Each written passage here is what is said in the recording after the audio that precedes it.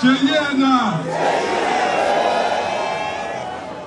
Ẹ wá gbàgbé ìkàyí sílé ní on the 16th o.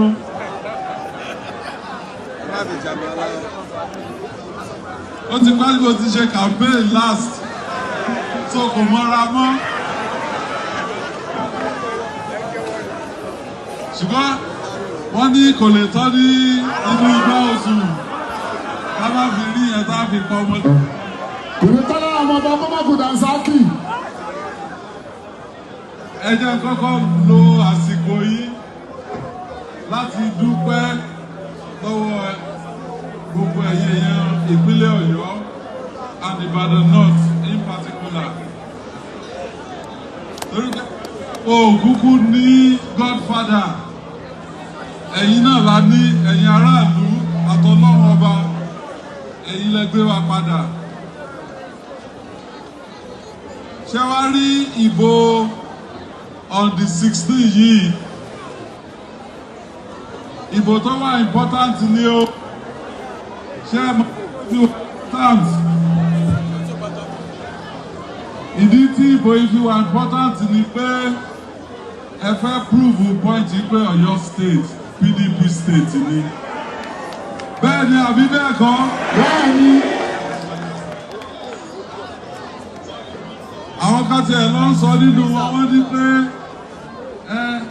ká máa wo nǹkan tá a ṣẹlẹ̀ ní ìjọ Saturday on the 16th.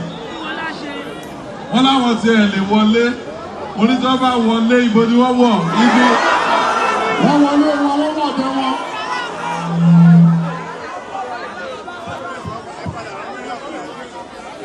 Ṣé rí tẹ́ bá ti lọ ń campaign káàkiri? A bẹ̀rẹ̀ campaign word to word, house to house. Anybody tó bá sọ fún yín pé apart from PDP ẹgbẹ́ mi tún lè wọlé, ẹ mọ orin tí kẹ́ máa bá mi kọ fún wọn. Ṣé ẹ kọ́? Ẹ kọ́? Ẹ máa sọ fún wọn pé tó bá di on the 16th ọ̀rọ̀ wọn di ọ̀rọ̀ ọmọ alákìsà tó ń jó lóru. Ó pẹ́ bóyá ilẹ̀ àmọ́ lọ́la, ilẹ̀ àmọ́ lọ́la, ilẹ̀ àmọ́ alákìsà tó ń jó lórí ilẹ̀ àmọ́. Bí bàbá lọ́jà ṣe sọ, tílẹ̀ bá mọ́ ní on the 17th, wọ́n rí pé àkísà làwọn wọ̀. Kándídéètì wa tí ẹ dìbò fún ní on the 16th láti lọ ṣojú wa ní Abuja.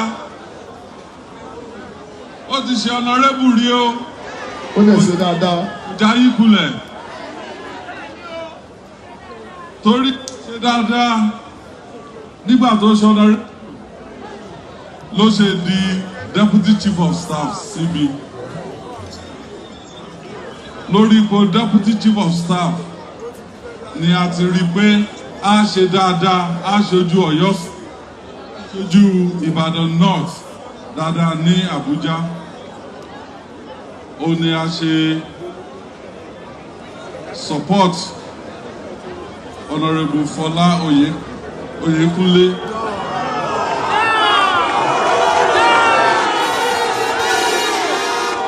Fọlá ogo ogo ogo ogo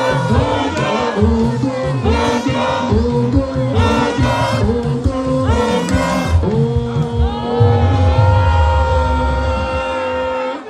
Ṣé done deal ni? Bẹ́ẹ̀ni. Done deal ni? Done deal ni. Kó wá fòyà. Mo dúpẹ́ o. Màá hand over flag fún.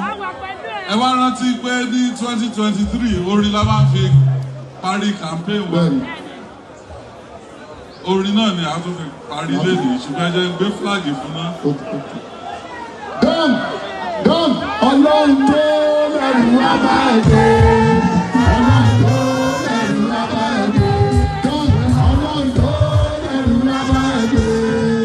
Ọlọ́run tó lẹ́rù wá bá ẹ̀dẹ́. Ṣùgbọ́n ọlọ́run tó lẹ́rù ló lè ṣe wá. Ọlọ́run tó lẹ́rù wá bá ẹ̀dẹ́.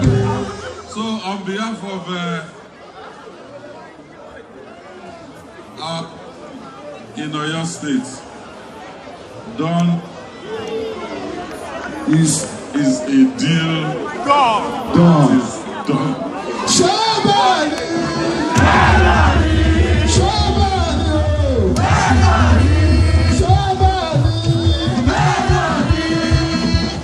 tó bá jẹ́ bẹ́ẹ̀ ọwọ́ wa.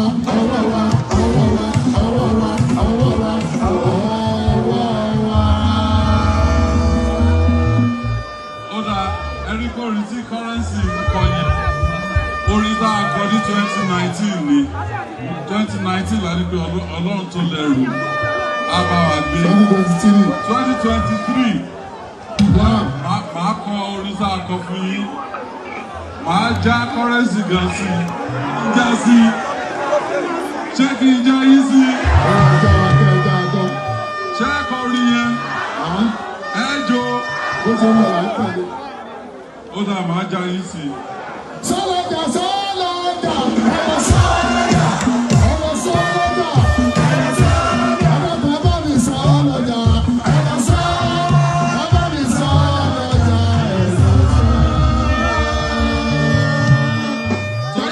Torí pé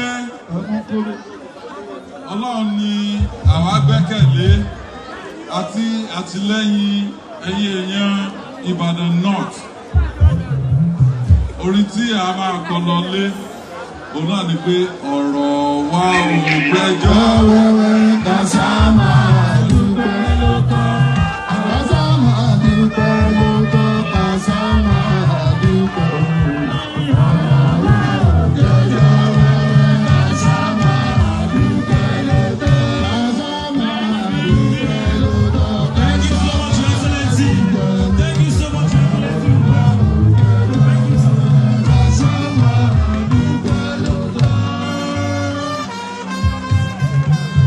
Thank you so much, Excellency.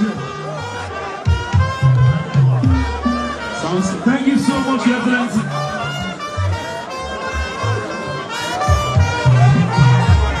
Thank you so much. Demba, PDP. Power. Demba, PDP.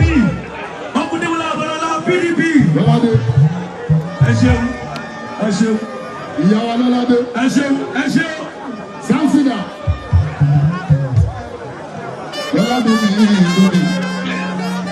Sáńsìdà. Sáńsì. Thank you.